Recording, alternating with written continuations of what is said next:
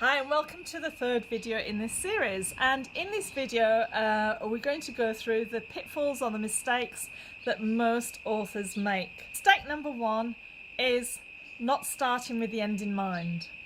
So we need to start with the end in mind and look at what is your why. What's your purpose?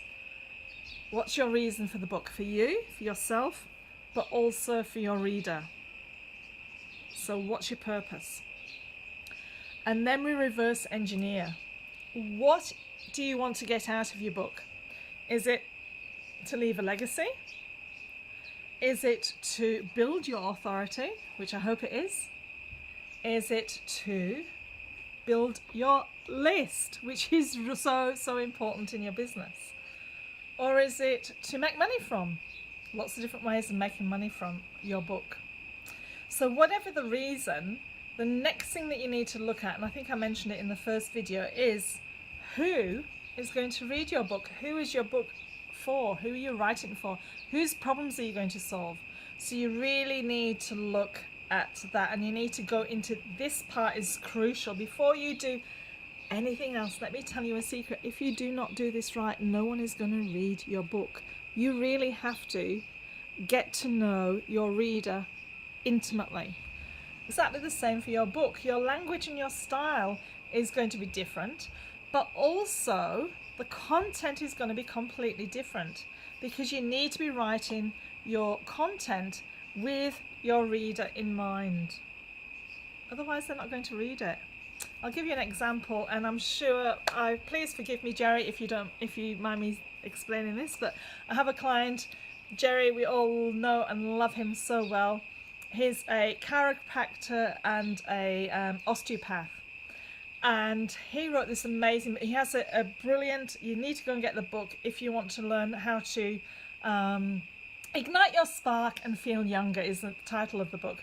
So it's aimed at people my age and who want to feel younger and have more energy and everything, and particularly for entrepreneurs who are quite sedentary, sitting behind the computer all day.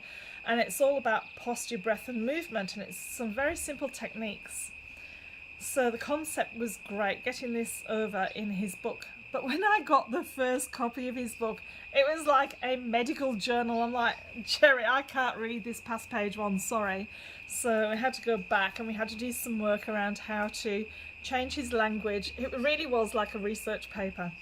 So it's, he wasn't thinking about his target audience, but he got there. He got it, and he really thought about his target audience after that, and did really well. Again, #1 bestseller. So that is just an example. So number 3 is starting and not finishing the book. Did you know that 89% of the population want to write a book, but only 2% ever do? Some places I read 2%, some places I read 1%, whatever. It's a really small amount of people who ever finish and publish a book. And that's a crying shame. All those other people are going to go to their grave with their message still inside them. Not ever having anyone see or read their message. And the even bigger shame is that they can really help people, even if it helps someone's life. Someone find the love of their life. Someone change careers. Someone just give up their career and go traveling. Whatever the reason is, it helps someone and they need to read it. And out of that 1% who do finish and publish a book, out of the let's say it's 2%, out of the 2%, only 9% of them ever become a best-selling author. So the numbers are really, really, really, really small. So you can see why becoming a #1 best-selling author is really going to stand you up there with huge authority. Okay, so the next mistake number 4 that most people make is, in my view, starting off with the traditional route versus the self-publishing route. Okay?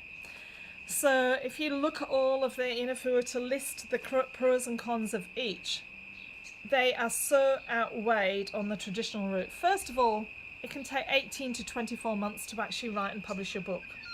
The second reason would be that the publisher has complete control over your book, over the content. They can change it. They can, you know, the title and subtitle, the cover, the royalties.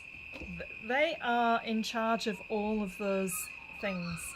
When you go to self-publishing, you are in full control of what you write, how it looks. You might have some advice along the way to change it, but it's still ultimately down to you whether you do or not. Your cover, your title, your subtitle, and what we do is, you know, teach you how to actually do some research on that to find out what people want. I can show you how you can go from literally no idea to having a bestseller in 21 days. Short period of time. And the misconception is that you have to go and lock yourself away in a log cabin and, you know, for 3 months to write your book.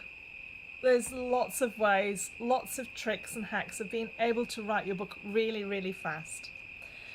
And the fifth mistake that most people make is the DIY route. So doing it yourself.